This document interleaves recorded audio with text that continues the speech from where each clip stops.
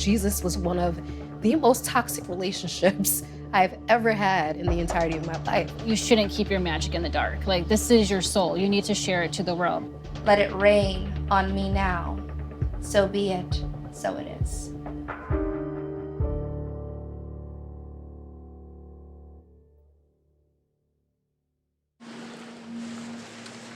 I was a super Christian. I was raised in the church.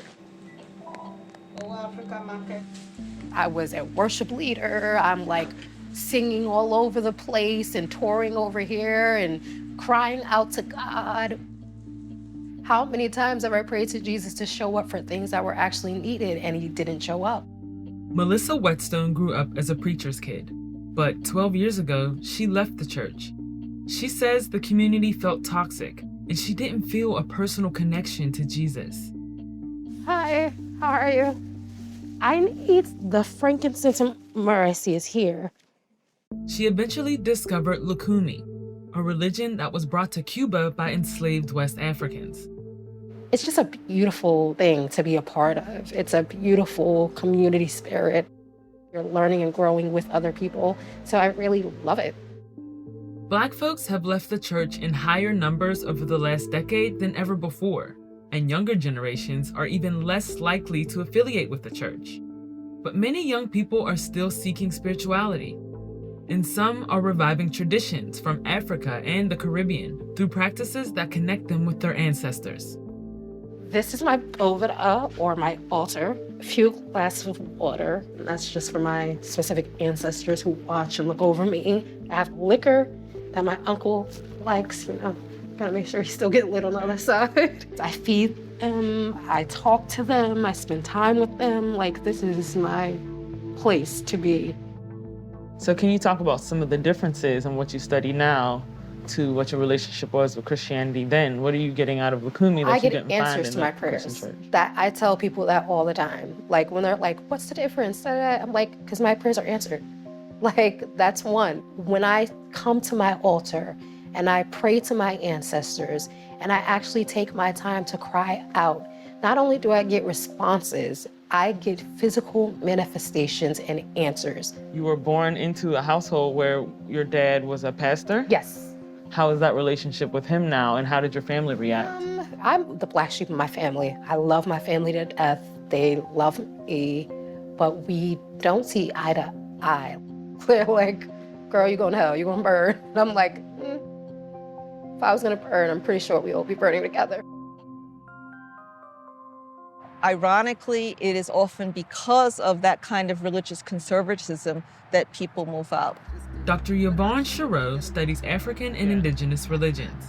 A lot of these religions came to the United States after the Middle Passage, after the period of slavery. Like other immigrants, they bring their cultures and their religions. But because when they come to the United States, they're often met with hostility, they tended to be secretive. Can you talk about the role that social media has played? Because especially if we're talking about the younger generation, they might not be as dedicated to being ordained and, kind of doing all these rituals. But if I go up and down my timeline, now everybody's a witch, everybody's burning sage. Prior to the turn of the 20th century, they utilized the internet or whatever media was available in order to be spiritual entrepreneurs. They would sell goods and services. They would treat clients and so forth. With the coming of the digital age, and in particular social media, I really feel like younger people are grabbing on to some of the digital trends where they can sort of brand themselves as practitioners. It's a kind of identity to be a part of this. So the internet and social media has certainly helped to popularize it, but I really do feel strongly that this is something of a movement in that young Black people, they are reaching back, they are recovering that which is ancestral, but they're doing it in their own way.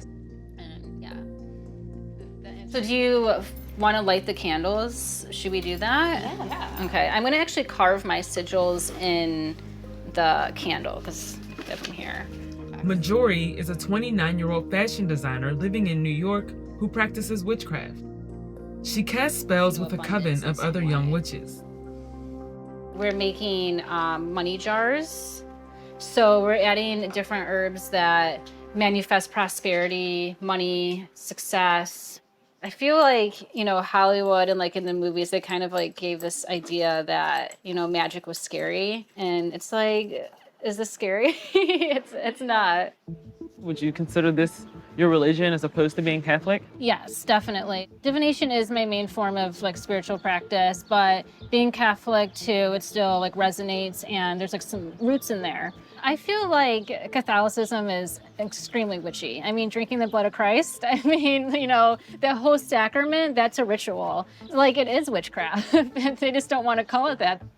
I just feel like we kind of need to get rid of that taboo mentality of like, this is something that is like evil or, harmful, because it's not at all. It's the complete opposite of that. Do you feel like in the last 5 to 10 years or so that is happening? Because of social media, there's a huge surge of giving a light to the divination community and like witchcraft and everything, and people are now being more vocal about their practice and being more comfortable expressing themselves and showing their craft, and I think that's very beautiful. This is Ultra Magica, or crystals, coming out of the broom closet. So I have the Majori, the punk priestess, here in the flesh. For many young spiritualists, the online community has replaced the one they might have had at church, but without the strict mandates that come with other religions. I'm not the type of witch that likes to subscribe to rules. I just do whatever it is I please. If it doesn't fit the spell, I will improvise. It is what it is. I feel like the rules, it's like oppressive. We need to have, the system. You have to be a certified like tarot reader. And it's like, I want to like dismantle and get rid of that, because that's not what healership really is. That's why we're here. That's why we're here. You don't have to subscribe to these rules, because like, who's telling you these things? It's again, like, have your own independent thought. That is what divination is. I'm just holding Very it Taurus of you.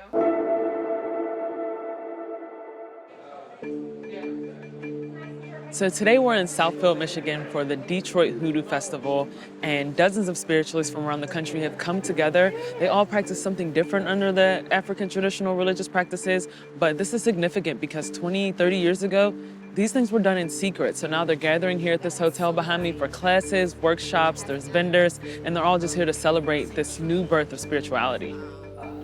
I want to thank everybody for coming to the first annual Detroit Voodoo Festival. And first up, we have a wonderful, powerful priestess, someone who really has a working grasp of the spirit, a working grasp of the traditions, a working grasp of how to facilitate and create changes in your life. So please, if you would, welcome my sister, a powerful priestess, Ms. Ife Abeyu. Beautiful people, how are y'all? First of all, thank you. Ife Abeyu is Melissa's spiritual mentor in the Lukumi faith. The Bible is the biggest spell book known to man. We just don't know how to use it. Ife was initiated into Lukumi 4 years ago, but has been practicing divination through tarot card readings since the 90s. So what was that experience like 20, 30 years ago, reading tarot cards? In New Orleans and stuff, they call you root people, root workers, conjure people, and things like that. So it was taboo. It wasn't as it is now. That was a no-no. You would come after church. When the lights are out, you would come at night and, get your reading or whatever work you need done. But it wasn't out like now. You would go in New York in Central Park and you got a table full of everybody reading. 20, 30 years ago when you were doing tarot and things in secret, could you have imagined that in 2021 you'd be at a Detroit Voodoo Festival? No. Teaching a class? Now, I will say this. The person that started to do this, to take it out on the road, a lot of spiritual people were against it. They were like, no, it's going to bring a lot of negative. It's going to make spiritual people look horrible. But we still did it because people now have a hunger. How do you see these traditions and these religions evolving in the next 5 to 10 years?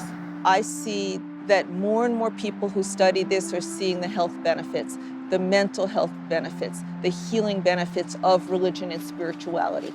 It may not be conventional, it may not be what your parents did, but it's really, this is something that I think is going to grow, and it might be more broadly accepted because it works.